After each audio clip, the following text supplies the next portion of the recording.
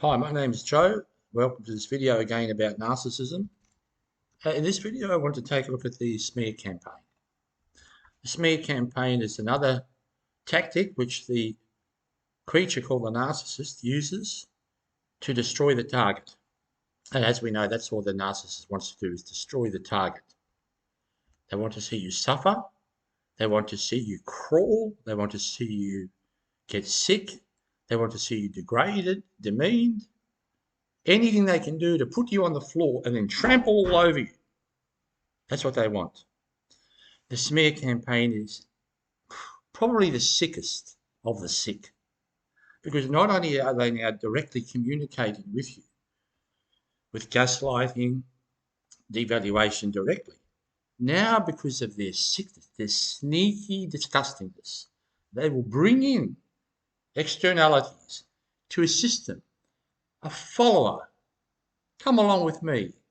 Come along, you bunch of, you clack. C-L-A-Q-U-E, clack. Bribe supporters. Clack, that's what clack means. So that's how sick they are. They use other people in their game. So the smear campaign is when the narcissist speaks ill, sullies, besmirches an innocent person, the target. And the smear campaign is one pack of lies, a huge pack of lies, made to make the scapegoat look as if they are a complete pile of crap. That's how sick it is. So, how does it work? Well, in order for the smear to really work well, there needs to be two parts of the equation to solidify it. One is the behaviour of the narcissist, and two is the behaviour of the recipient of the smear. No, not the scapegoat, but the recipient listening to what the smear is. So person A is being smeared, and person B is listening to the narcissist smear this person A. So the behaviour of the narcissist and the recipient of the data, they need to be set in concrete. So for the smear to work, the narcissist needs to be believed. So how can they be believed? How can the rubbish that they spew, that they conspew means express hatred, the conspurcation, there's another word for it, conspurcate. Conspurcate means defile. So when the narcissist conspurcates the target, in order for them to be believed, they must be a bloody saint.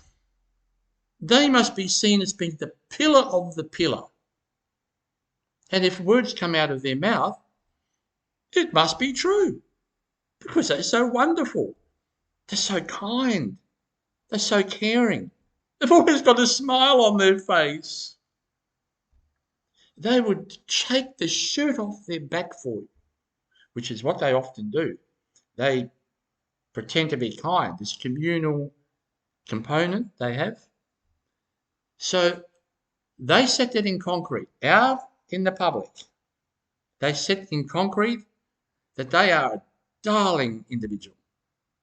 So then anything that comes out of their mouth, good, bad, or otherwise, is believed, because it's coming from this wonderful person, must be true.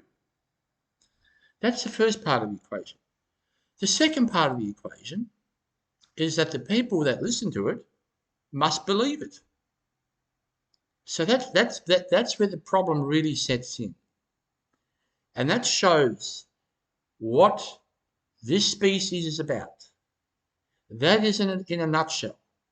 That when this species, in general, most people in this species see something, hear something, and it sounds convincing, it sounds good, it suits the purpose of the person listening to it. In other words, there's something in it for the person listening to it.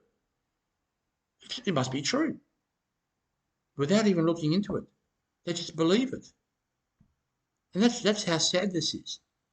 So the narcissist will do this in many ways. They will smear in many ways. They can smear by saying things that are really terrible about you, which are not terrible, which are not true. For example, you know, John, Mary, I, I've done so much for Mary for the last 20 years. I've done this for her, I've done that for her, I've done this other thing for her. And, when I ask her for something, you know what she does? She insults me. I don't know what's wrong with her. She's mad. She's mad. After all I've done for her, she's so ungrateful. She's nasty to me. She's just horrible. I don't know what else to do. The person that hears it, they believe it. Why? Because it's coming from this wonderful person. It must be true. So the person that's listening to this smear, without even checking into it, the validity of it, they believe it. Well, it must be true. And what do they think of Mary? Gee, what a nasty woman she is. I'm not going to have anything to do with her. She's terrible. Poor this guy here. And he is so nice too. He is a nice guy. Poor guy, to be treated like that by Mary. Oh, that's just awful. That's a smear. And then what does this person do that hears it? They, by proxy, then respread it. Out it goes. So from the initial smear, then the person that hears a smear will tell somebody else, who will tell somebody else, who will tell somebody else. And it spreads like a vine, going out. Spreads out, out, out. And poor Mary is being crushed by this vine. This vine is wrapping around her, and she's the innocent person. It's just terrible, isn't it? Another way that they can smear, they can say that you're sick. This is happening to me right now. A family member, I won't mention his name. This family member, unfortunately, I have to keep in my life. He's an aged person, but there's something that I would love to get rid of him, but I can't. I'll make a video another time. And this individual has everybody convinced that I'm mentally unwell. His flying monkeys, his fake friends, the lawyer, and the doctor. And that doctor is my doctor. And I found out last week that this doctor was smeared by him. So I made an appointment immediately. I went to that doctor and I told him, actually, before I even walked in the door, before my bum hit the chair, he told me, such and such has come to see me, and he said that, he's very worried about you, that you're unwell, mentally unwell. So I tried to explain to this doctor that, no, this is what you call covert narcissism. And so very quickly, I tried to educate this doctor. No, it's a smear. It's a smear, but it's wrapped up in pretentious niceness. So this doctor, then a day or two later, there's another financial issue where the lawyer got involved. And then this lawyer, I saw an email where this doctor told the lawyer that this narcissist is worried about my mental health. After I tried to explain to the doctor, my doctor and the narcissist doctor, that it's a smear. So what happened? This doctor heard the smear, went right over his head. So next week, I'm going to see that doctor. Now, when it comes to being smeared, in that case, this smear was done in a couched manner. I'm so worried about Joseph. Doctor, he's not well. He's mentally unwell. Can you help him? So the smear sounds believable. It's couched. I'm so worried. Boy, he must be a wonderful person. About Joseph, he's so mentally unwell. Narcissist here, scapegoat here, narcissist in control, controlling all the idiots out there who believe it. It's terrible, isn't it? So what do you do? How do you handle it? Many flying monkeys have come to me. This is how I handled it. I tried to explain to them what this is. It's called narcissism, covert narcissism. So I explained it to them, and I said, okay, do you believe it?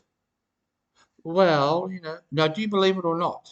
Because if you believe it, that's just unacceptable. So now that you've crossed the boundary and you've come to me explaining the smear, explaining what's happened, and I'm going to explain to you what this is all about, then when you leave here, in order for you to be part of my life, whether you may want to or not to, you might care or might not, I don't really care. But if you want to be part of my life in any way, now that you've crossed the boundary into my domain with this nonsense, you have to do something for me. This is what you have to do. You have to go on YouTube and you have to watch these videos about narcissism. This one here, this one here, this one here. I'm going to write it down for you, and it's going to take you about 30 or 40 videos. You watch them properly, in full, understand them, then you read the comments section, and then after you've done that, you telephone me back and you explain it to me. So that's what I've done. Then this person's on notice. I've written down video 1, such and such, video 2, video 3, video 4, video 5. Here's the first 5 videos. Okay, you go watch these 5 videos in full, then you come back and you let me know what's happened. What do you think of them? You know what happened? Not one of those people have come back to me saying that they watched the videos. They've tried to come back to me saying that, oh, hi, Joseph, how are you? You know what I say to them? Did you watch the videos? Oh, I've been really busy. Okay, well, when you're not busy, watch the videos and then I'll talk to you. Oh, you don't have to be like that. Yes, I do. That's how you handle the smear campaign. When these idiots come to you and tell you about the smear they've heard and they believe it, they must watch these YouTube videos about narcissism. If they don't, you say, well, you're not welcome in my life. Bye-bye. Bye-bye. And that's how you do it. It's horrible. It's nasty. It's sick. It's depraved. It's just terrible. But it's reality. All right, well, I'll leave it at that. Thank you for watching. Please like, share, subscribe, and maybe watch some of the other videos I've made. And I'll see you next time. See you.